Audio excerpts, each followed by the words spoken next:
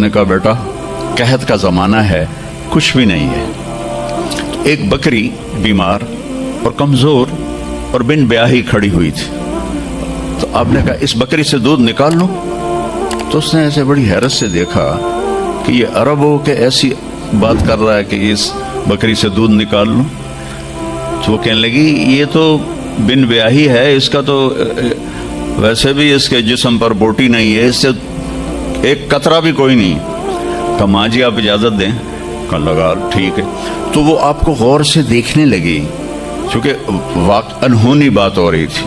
اپنا اتنا بڑا وہ تھا برتن، وہ آپ نے لیا اور اس کے تھنوں کو یوں ہاتھ لگایا تو وہ چھلک کے مشکیزے کی طرح نیچے آ گئے اور آپ نے دودھ نکالا اور وہ فل ہو گیا.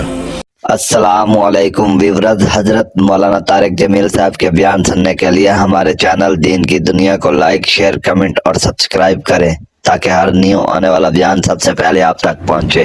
شکریہ. اذا تکلم علاہ البہا واذا سکت علاہ الوقار من انفسکم. تو میں نے ایک شخص دیکھا جیسے 14ویں کا چاند کپڑے پہن کے نیچے اتر آیا ہو، اور 14ویں کے چاند کی طرح چہرہ چمکتا تھا، کلیوں کی طرح روشن تھا، ماتھا بہت خوبصورت چوڑا تھا، سر بہت خوبصورت سیاہ بڑے بال تھے، اور ہمیں بڑی خوبصورت کمان کی طرح. یہاں بال نہیں تھے، یہ جگہ صاف تھی. یہ ہماری بچیاں یہاں ان کو لیزر کرواتی ہیں، بھائی تو ان کو مٹاؤ یہاں سے، ہائی ہائی بھی کر دیا اے بھی مٹیں دیا.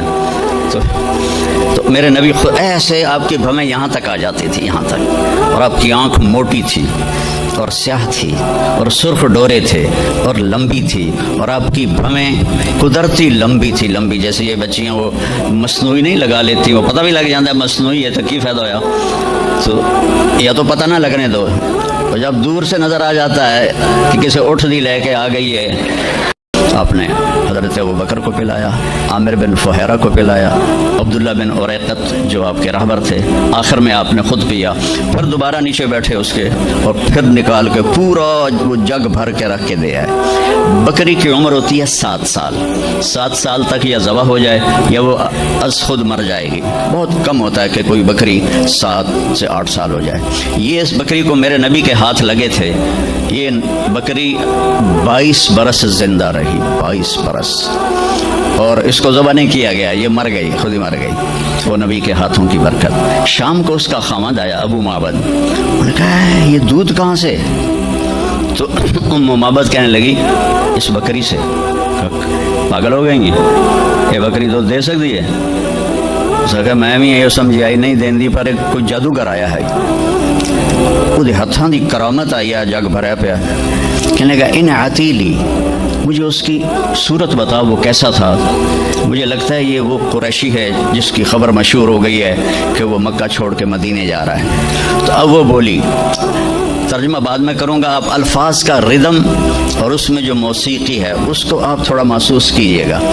رأیت رجلا ظاہر الوضاء ابلج الوجه حسن الخلق لم تعبه ثجلة لم تزری به صعلة وسیم قسیم في عینیه دعج في اشفاره وطف في صوته سحل في لحيته کثافة في عنقه سطع.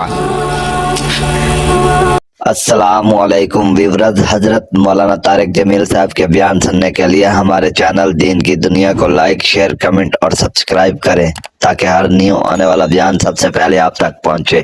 شکریہ.